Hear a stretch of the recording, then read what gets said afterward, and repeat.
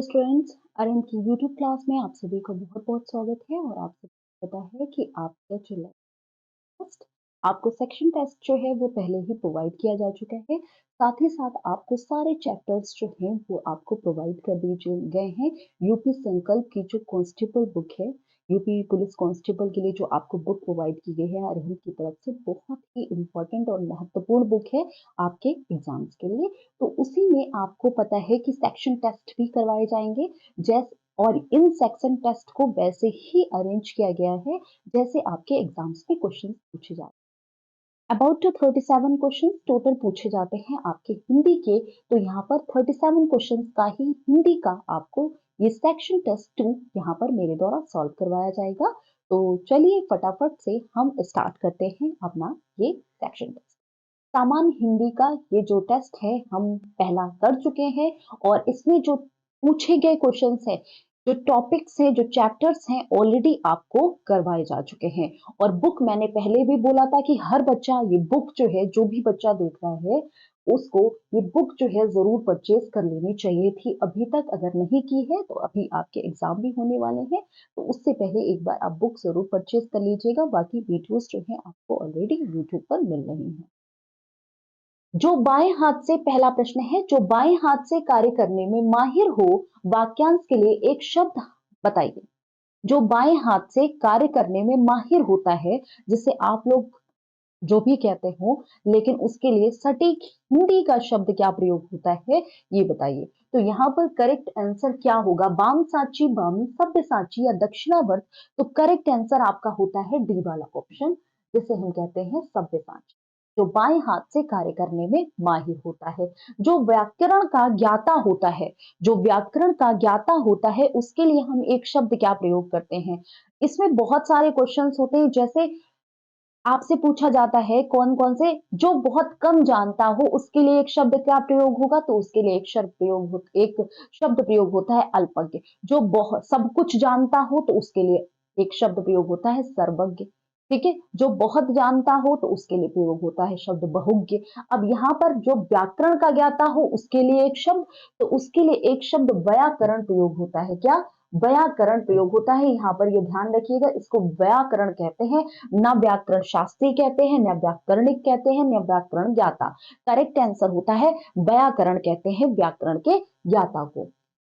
Next, आपका third question है, निम्न में से कौन सा शब्द पुल्लिंग है? यहाँ पर चारों शब्दों में कौन सा शब्द पुल्लिंग है ये बताना है। दही, पिपली, शान या लाज?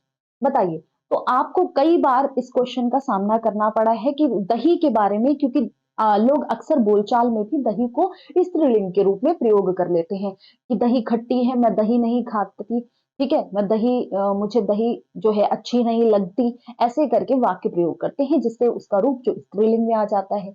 लेकिन ये गलत शब्द होते हैं। दही जो है वो एक पुल्लिंग शब्द है, तो यहाँ पर आपको कंफ्यूजन जो है वो नहीं होना चाहिए। दही क्या है? दही एक स्त्रीलिंग शब्द है, वो सॉरी, दही एक पुल्लिंग शब्द है। जबकि तितली उड़ती है, तितली ऑब्वियस सी बात है, ये क्या है? आपके स्त्रीलिंग शब्द है। उसकी शान घट जाएगी, कभी बोला जाता है शान घट जाएगा? नहीं। लाज, उसे लाज आ रही है, लाज आती है, लाज आ रहा है, लाज आता है, कभी बोला जाता है? नहीं बोला जाता है। हमने आपको बताया है स्त्रीलिंग और पुल्लिंग वाले शब्द जो हैं, जब आपको समझ में ना आए, आपको कंफ्यूजन हो, तो उनको शब्द में प्रयोग करके देखिए। क्रिया जिस तरह की आती है तो उस तरह से आप समझ जाइए कि यह स्त्रीलिंग होगा या पुल्लिंग होगा।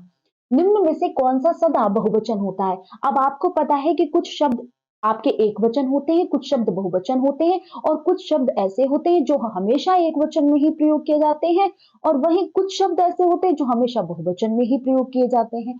तो यहाँ पर आपको बताना है कि कौन सा शब्द ऐसा है जो हमेशा बहुवचन में ही प्रयोग किया जाता है। वो शब्द कौन सा है? माल, सामान, जनता, हस्ताक्षर।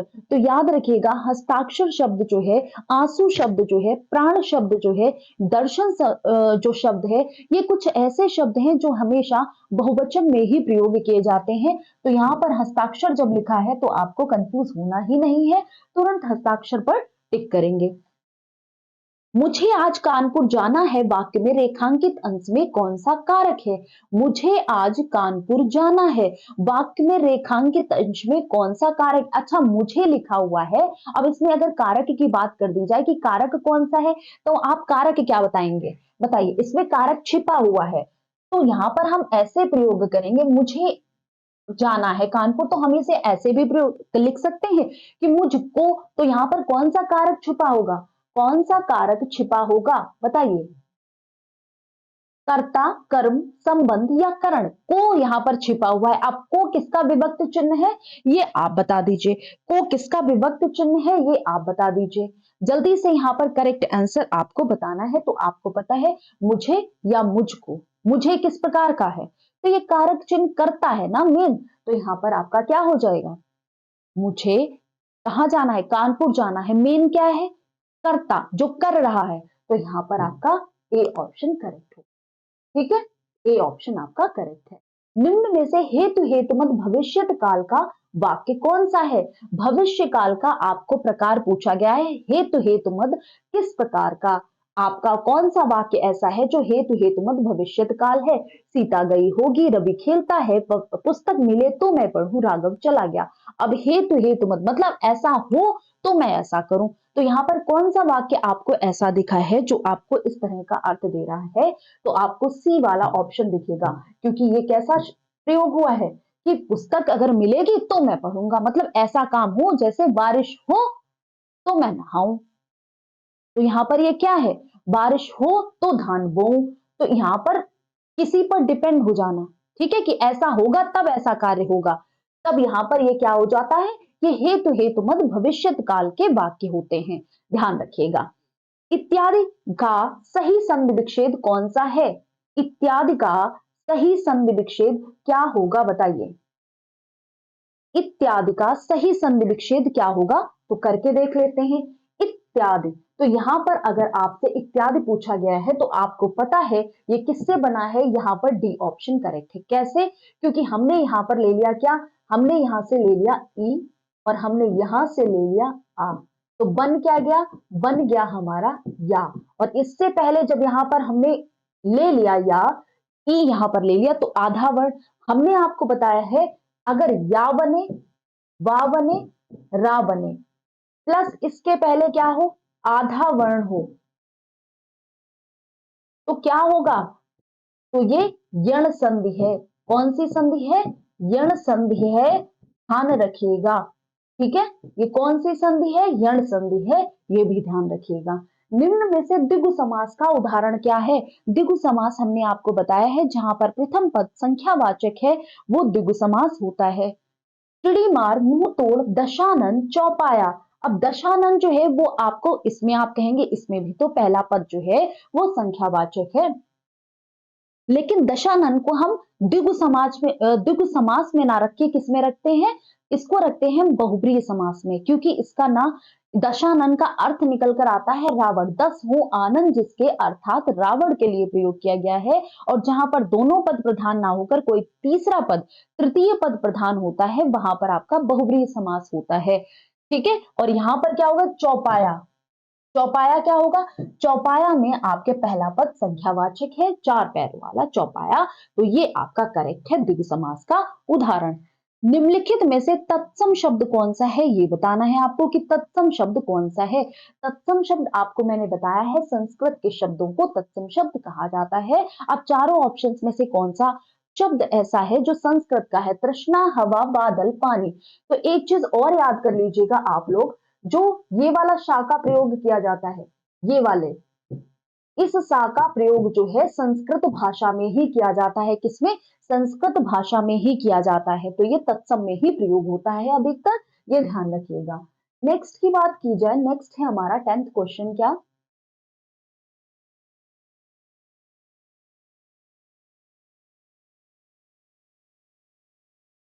सैरंध्री का पर्यायवाची क्या होता है? सैरंध्री जो है इसका पर्यायवाची क्या होगा, ये बताइए।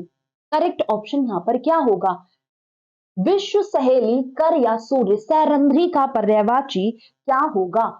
विश्व, विश्व का तो पर्यायवाची जगत, ठीक है, संसार।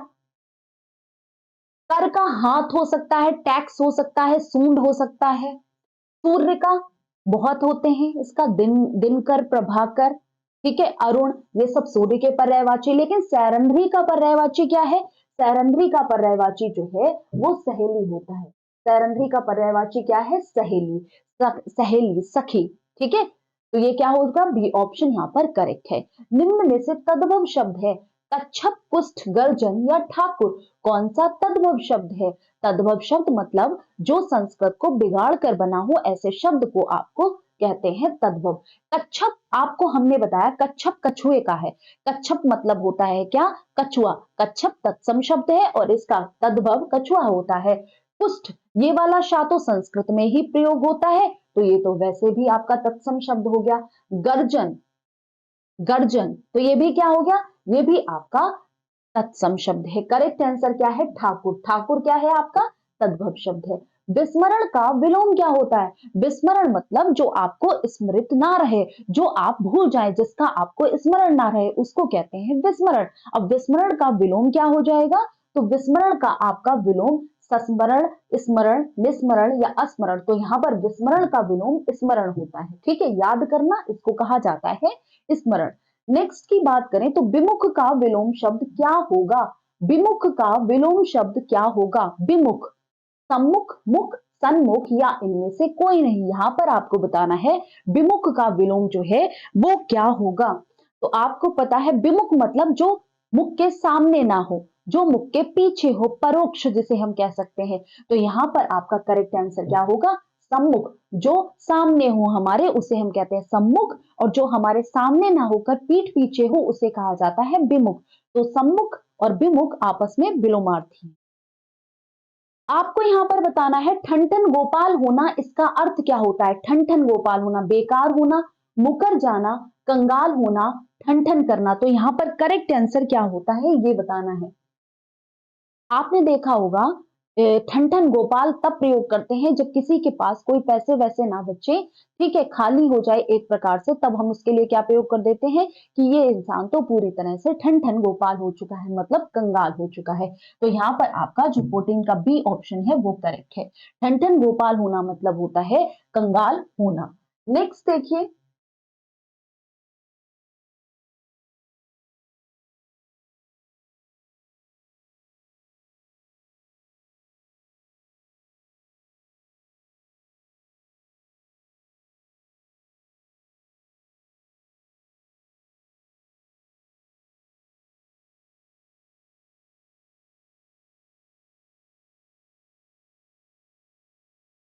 ऊंट के मुंह में जीरा, ठीक है, ऊंट के मुंह में जीरा, इसका आपको बताना है अर्थ। ऊंट के मुंह में जीरा, ऊंट के मुंह में जीरा डालना, कम अक्ल का होना, जरूरत से बहुत कम, जरूरत से बहुत ज्यादा। तो ऊंट कितना बड़ा होता है उसके मुंह में आप जीरा डालो, कितना जीरा डाल दोगे? कोई कुंटल दो कुंटल तो डाल नहीं दोगे। जीरा किस, जीरा इसलिए कहा गया है क्योंकि जीरे का सिर्फ तड़का लगता है, जरा सा प्रयोग होता है, जीरे की सब्जी तो बनती नहीं है कि आप कुंटल भर बना दोगे। तो ऊंट के मुंह में जीरा कैसा होगा मालूम ही नहीं पड़ेगा। तो यहाँ पर करेक्ट आंसर क्या हो जाएगा कि जरूरत से बहुत ज्यादा कम होना उसे कहा जाता है ऊंट के मुंह में जीरा, क्योंकि जीरा का काम सिर्फ तड़का लगाना है, थोड़ा सा प्रयोग किया जाता है। अब ऊंट के लिए अगर जीरे का प्रयोग करोगे तो उसे पता भी नहीं चलेगा। अब यहाँ पर आपका गद्यांश है। गद्यांश मैंने आपको हमेशा सिखाया है, जितनी बार भी आपको पढ़ाती हूँ गद्यांश, गद्यांश का एक पैटर्न आप फॉलो कर लीजिए कि एक बार पढ़ना है गद्यांश, प्रॉपर तरीके से पढ़ना है, पूरा ध्यान से पढ़ना है, ताकि जो पांचों क्वेश्चंस होते हैं उनके उत्तर के लिए आपको बार बार गद्यांश पे मत दौड़ना पड़े। पढ़िए, राष्ट्रीय भावना के अभ्युदय एवं विकास के लिए भाषा भी एक प्रमुख तत्व है। मानव समुदाय अपनी संवेदनाओं, भावनाओं एवं विचारों की अभिव्यक्ति हेतु भाषा का साधन अपरिहार्यतः अपनाता है। इसके अतिरिक्त उसके पास कोई विकल्प नहीं है। दिव्य ईश्वरी आनंद अनुभूति के संबंध में भले ही कबीर ने गूंगे केरी शर्करा उक्ति का प्रयोग किया था, पर इससे उनका लक्ष्य शब्द रूपी का प्रयोग भाषा के महत्व को नकारना नहीं था।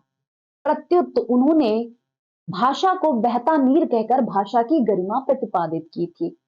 विद्वानों की मान्यता है कि किसी एक राष्ट्र के भूभाग की भौगोलिक विविधताएं तथा उसके पर्वत, सागर, सरिताओं आदि की बाधाएं उस राष्ट्र के निवासियों के परस्पर मिलने जुलने में अवरोधक सिद्ध हो सकते हैं, उसी प्रकार भाषागत विभिन्नता से भी उनके पारस्परिक संबंधों में निर्बाधता नहीं रह पाती। मतलब जो अलग कल्चर से हो, अलग बोलता हो, अलग भाषा हो, तो कहीं न कहीं अगर हमारी भाषा हिंदी है, हम दूसरे से मिले, मराठी वाले से मिले, किसी से मिले, तो हमको कहीं न कहीं थोड़ी दिक्कत जो है वो होती है, यही विद्वानों का मानना है, तो वही यहाँ पर लिखा गया है।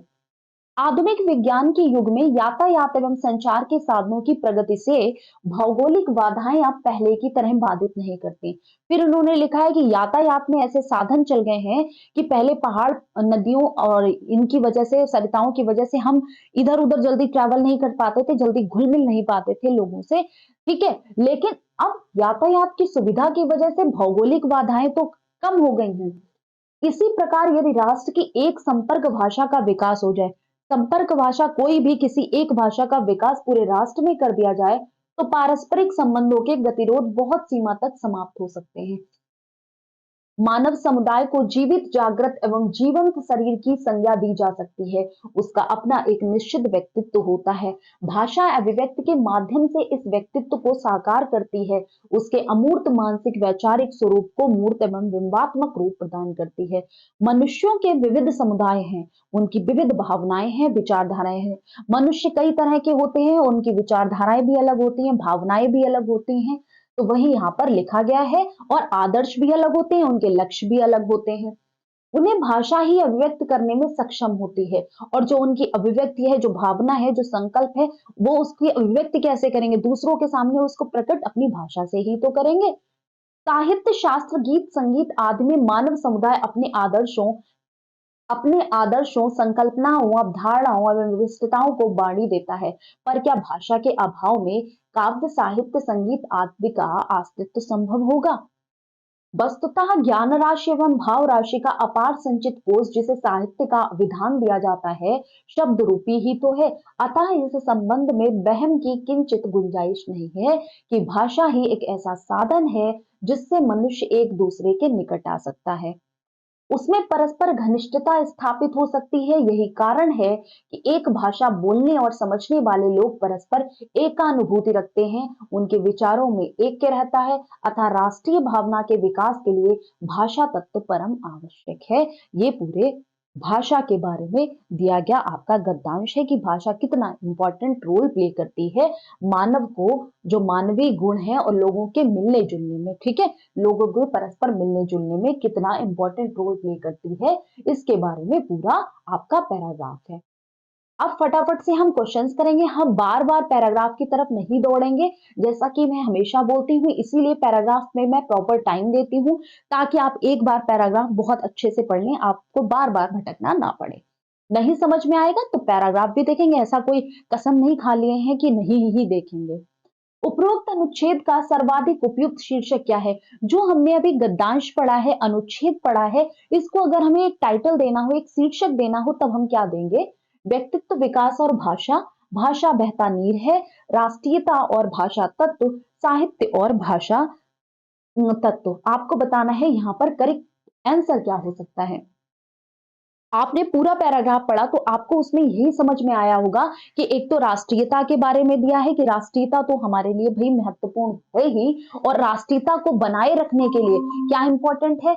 राष्ट्रीयता को बनाए रखने के लिए हमारे लिए इंपॉर्टेंट क्या है? भाषा तत्व। तो इसके लिए हम सबसे उपयुक्त आंसर जो मुझे लगा है वो लगा है राष्ट्रीयता और भाषा तत्व। भाव एवं विचार विनिमय का सक्षम साधन क्या है? भाई भाव और विचारों को आदान प्रदान करने के लिए सबसे सक्षम साधन क्या है? काव्य साहित्य प्रतीकों एवं संकेत को शब्द रूपी भाषा का या ललित कला का? तो आपको पता है भाव और विचार विनिमय का सबसे सक्षम साधन साधन जो है वो शब्द रूपी भाषा है। क्या है? शब्द रूपी भाषा जो है वो भाव और विचारों का अदला बदली के लिए सबसे सक्षम साधन है। गूंगे केरी सरगरा से कबीर का अभिप्रेत है कि ब्रह्मानंद की अनुभूति, क्या लिखा है? मौन व्रत से प्राप्त होती है। जो ब्रह्म आनंद है, ब्रह्म आनंद की अनुभूति तुम्हें कैसे प्राप्त होती है? गूंगे के ऋषर्करा, मौन व्रत से, अनिर्वचनीय से अभिव्यक्त के लिए का कसमसाती है, अत्यंत मधुर होती है। बताइए। गूंगे केरी सरकरा तो अनिर्वचनीय होती है, अनिर्वचनीय होती है। ब्रह्म आनंद की अनुभूति जो है वो अनिर्वचनीय, मतलब जिसको हम बोल के व्यक्त ना कर पाए, ठीक है, जिसको हम बोलकर व्यक्त नहीं कर सकते, वैसी होती है। कबीर जी ने बहता नीर किसे कहा था बताइए? भाषा को, जल को, भाव को या सरिता को, किसको कहा था उन्होंने बहता नीर? तो आपने पढ़ा था कबीर जी ने भाषा को बहता नीर कहा है। परस्पर एकानुभूति कौन रखते हैं? एक भाषा बोलने व समझने वाले, अलग अलग भाषा बोलने व समझने वाले, पारस्परिक वैमनस्य रखने वाले या प्रेमानुभूति करने वाले। कौन वैमनुष्यता रखते हैं बताइए? जो एक अनुभूति रखते हैं। तो आपको पता होना चाहिए, अगर कोई, जैसे आप हिंदी बोल रहे हैं, आपको कोई हिंदी बोलने वाला मिलेगा तो आप फट से उसके साथ कंफर्टेबल हो जाएंगे, ठीक है, अपनत्व महसूस करेंगे। जहां पर सब उर्दू बोलते हैं, आप पहुंच जाए, आप हिंदी बोल रहे हैं और कोई भारत से पहुंच जाए, वो भी वहां पर हिंदी बोले, तो आप उसके साथ अपनत्व महसूस करेंगे। तो इसी को बोला गया है कि यहाँ पर ए ऑप्शन करेक्ट है कि एक भाषा बोलने व समझने वाले में परस्पर क्या होगा? एक अनुभूति अनुभव करेंगे। नेक्स्ट देखिए, निम्न में से शुद्ध वाक्य का चयन करना है। बाण बड़ा उपयोगी शस्त्र है, बाण बड़ा उपयोगी अस्त्र है, बाण बड़ा उपयोगी सशस्त्र है या अस्त्र है। तो आपको पहले हम बता दें, अस्त्र कोई शब्द यहाँ पर प्रयोग नहीं होगा, तो ये तो आपका गलत है। सशस्त्र, ये भी आपका गलत शब्द है, ठीक है। अब पहले और दूसरे में आप तब पता कर सकते हैं कि शस्त्र और अस्त्र में अंतर क्या होता है। शस्त्र और अस्त्र में अंतर क्या होता है, तब आप बता पाएंगे कि यहाँ पर करेक्ट आंसर जो है वो क्या होगा। शस्त्र वो होता है जिसे हम हाथ में रहकर उसका प्रयोग करते हैं, जैसे तलवार हो गया, डंडा हो गया, ये क्या है, हम हाथ में ही रखते हैं और लड़ते हैं, हाथ में रहेगा। लेकिन अस्त्र वो होता है जो हम हाथ से हटा दें फिर वो अपना काम करे, जैसे हो गया आपका, हमने जैसे प्रयोग कर लिया, जो बाण हो गया, बाण हम हाथ में नहीं, गोली हो गई, तो ये क्या है, ये अस्त्र है। तो यहाँ पर आपका करेक्ट आंसर क्या होगा? बी ऑप्शन यहाँ पर आपका करेक्ट होगा। किसमें आकू प्रत्यय का प्रयोग हुआ है? अब आकू प्रत्यय का प्रयोग इन चारों में से किन शब्द में आपको दिख रहा है, ये बताना है, बताइए। लड़ाकू, चाकू, डाकू या इनमें से कोई नहीं, बताइए। डाकू, चाकू, तो लड़ और आकू, लड़ाकू शब्द का यहाँ पर कहां प्रयोग हुआ है आपको बता रहे हैं। तो आपको पता होना चाहिए भाई, चाकू में अगर सिर्फ च रह जाएगा, सिर्फ च रह जाएगा, तो यहाँ पर लड़ में आकू शब्द प्रयोग हुआ है और ये लड़ाकू हो गया है। निम्न में से विशेषण क्या होता है? विशेषण चार शब्द दिए हैं, अब चार में विशेषण क्या है? विशेषण जो किसी की विशेषता बता पाए, और किसी की में भी संज्ञा और सर्वनाम। संयुक्त, वियोग, संयोग या अवयोग, इनमें से कौन सा विशेषण है ये आपको बताना है। तो जैसे हमने कह दिया, वह संयुक्त, वह संयुक्त, अ,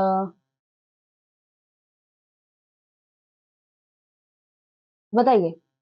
जैसे हमने संयुक्त वियोग, वह वियोग में, मीराबाई कृष्ण के वियोग में रह गई, तो वियोग फिलहाल हम विशेषण के तौर पर प्रयोग नहीं कर सकते। संयोग, उसका मुझसे मिलना संयोग था, ये विशेषण है? नहीं है। अभियोग, तो यहां पर विशेषण कौन सा शब्द हो सकता है बताइए? तो याद रखिएगा, यहां पर संयुक्त जो है ये क्या है बेटा? ये विशेषण है। संयुक्त क्या है? ये आपका विशेषण है। कि मुझे संयुक्त वाक्य लिखना है, अब वाक्य की विशेषता क्या है कि संयुक्त वाक्य लिखना है, ठीक है। तो यहां पर संयुक्त जो है कैसा, विशेषण के तौर पर प्रयोग हो रहा है। जो पहले कभी नहीं हुआ हो, वाक्यांश के लिए एक शब्द बताइए जो पहले कभी नहीं हुआ हो। अभूतपूर्व, उत्तर पूर्व, अद्भुत या भूतपूर्व, जो पहले कभी नहीं हो, भूतपूर्व जो पहले हो चुका हो। आप बताइए, अद्भुत, जिसके समान कोई दूसरा ना हो। यहां पर करेक्ट आंसर क्या होगा? 24 का सी ऑप्शन यहां पर आपका करेक्ट है। अभूतपूर्व, जो पहले कभी नहीं हुआ है, तो उसको हम क्या कहेंगे? उसको हम कहेंगे सी ऑप्शन यहां पर आपका करेक्ट है। नेक्स्ट की बात करें, हे प्रभु आनंद दाता ज्ञान हमको दीजिए, इसमें कौन सा ऑप्शन आपका करेक्ट होगा, ये बताइए। कौन सा छंद है? अब यहां पर भाई छंद पूछ दिया गया है तो आपको बताना है। दिग्पाल हर गीतिका, गीतिका रोला, हे प्रभु आनंद दाता आनंद हमको दीजिए, कौन सा है? तो ये बेटा आपका गीतिका छंद है। कौन सा है? ये गीतिका छंद है, ध्यान रखिएगा। गीतिका, रोला, दोहा, सोरठा, हर गीतिका, ये 4-5 छंद आपको पढ़ने पड़ेंगे। एग्जाम में अधिकतर यहाँ से पूछ लिया जाता है, स्पेशली दोहा, चौपाई रोला और सोठा और हरिगीतिका, गीतिका ये 6 जो हैं वो आपको बहुत अच्छे से पता होने चाहिए। ये आपको करवाए गए हैं तो आप जाके वाईटी पर ज़रूर चेक करेंगे। साथ ही साथ आप बुक को ज़रूर परचेज़ कर लें। नेक्स्ट की हम बात करें, नेक्स्ट क्वेश्चन क्या है हमारा?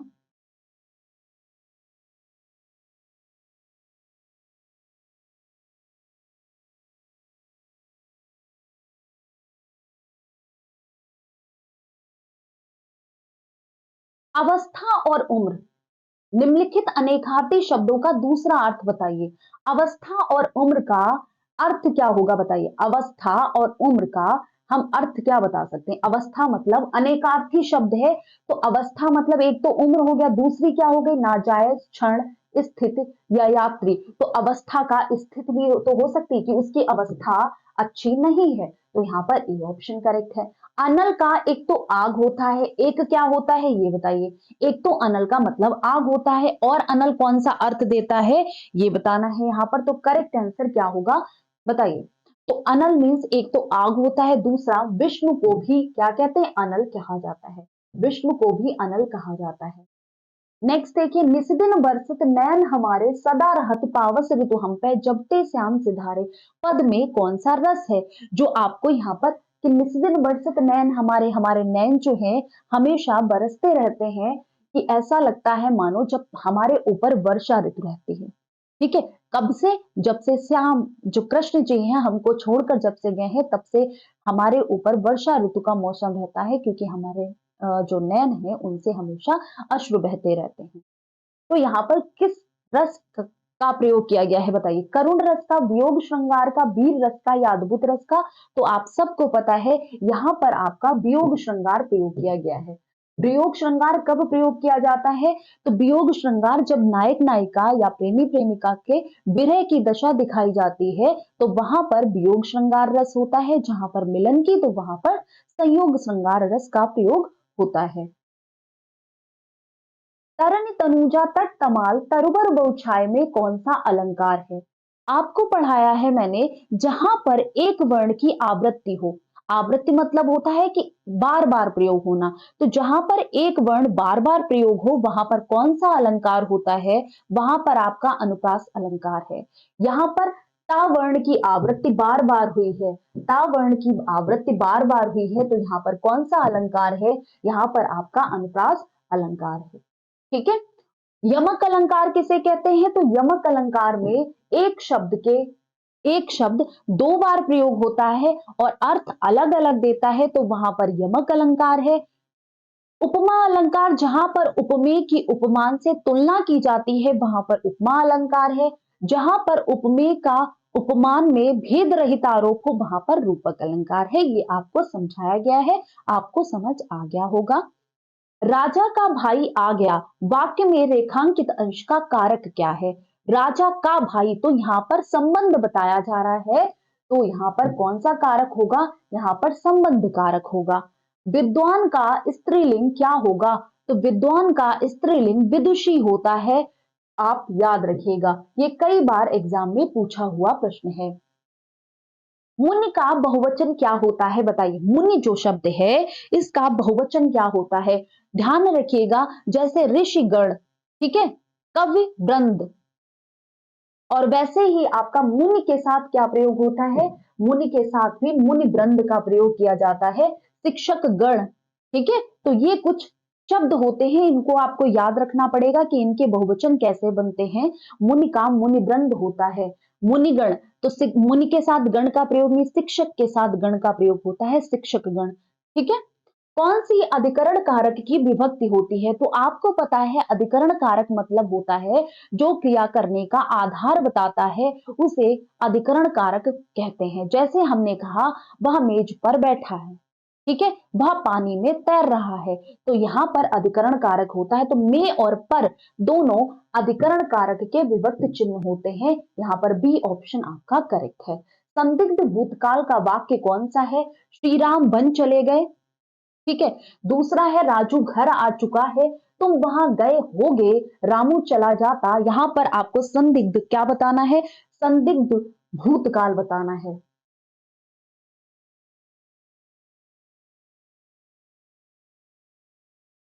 श्री राम वन चले गए, तो ये तो कंफर्म हो गया ना, वन चले गए, कोई इसमें संदिग्धता नहीं है, किसी भी प्रकार का संदेह नहीं है।